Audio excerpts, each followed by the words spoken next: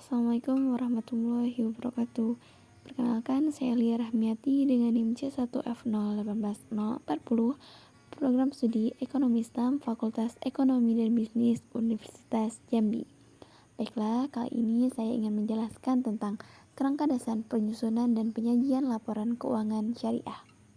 Tujuan kerangka dasar yaitu sebagai penyusun standar akuntansi keuangan syariah, sebagai penyusun laporan keuangan untuk menanggulangi masalah akuntansi syariah yang belum diatur dalam standar akuntansi keuangan syariah, sebagai auditor dalam memberikan pendapat mengenai apakah laporan keuangan disusun sesuai dengan prinsip akuntansi syariah yang berlaku umum, sebagai para pemakai laporan keuangan dan penafsiran informasi yang disajikan dalam laporan keuangan disusun sesuai dengan standar akuntansi keuangan syariah.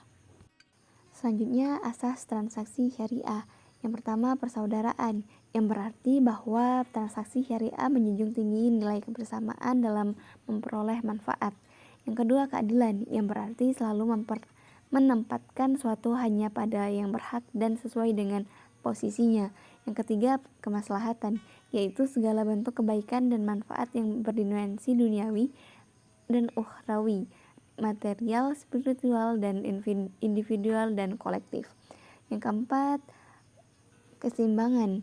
Transaksi harus memperhatikan keseimbangan aspek material dan spiritual, aspek privat dan publik, sektor keuangan dan real, bisnis dan sosial, serta keseimbangan aspek pengembangan dan pelestarian. Yang terakhir, sumuliyah, yaitu transaksi syariah dapat dilakukan oleh semua pihak yang berkepentingan tanpa membedakan suku, agama, ras, dan golongan sesuai dengan semangat rahmatan lil alamin. Karakteristik kualitatif informasi keuangan syariah, yaitu dapat dipahami, relevan, dapat diandalkan, dan dapat dibandingkan. Paradigma asas karakteristik transaksi syariah. Prinsip dasar dalam ekonomi Islam menurut Ibnu Al-Arabi adalah sebagai berikut. Tidak boleh adanya bunga dan perdagangan tersebut adalah halal. Tidak boleh dilakukan secara tidak adil, tidak boleh memasukkan hal-hal yang belum pasti atau keadaan yang tidak jelas, harus memperhatikan atau mempertimbangkan al-maqasid al-masalih. Konsep dasar akuntansi. Tujuan akuntansi keuangan untuk lembaga keuangan syariah yaitu sebagai berikut. Dapat digunakan sebagai panduan bagi Dewan Standar untuk menghasilkan standar yang konsisten. Tujuan akan membantu bank dan lembaga keuangan syariah untuk memilih berbagai alternatif metode akuntansi pada standar akuntansi yang belum mengatur. Tujuan akan membantu untuk memandu manajemen dan membuat pertimbangan pada saat akan menyusun laporan keuangan. Penetapan tujuan yang mendukung penyusunan standar akuntansi yang konsisten.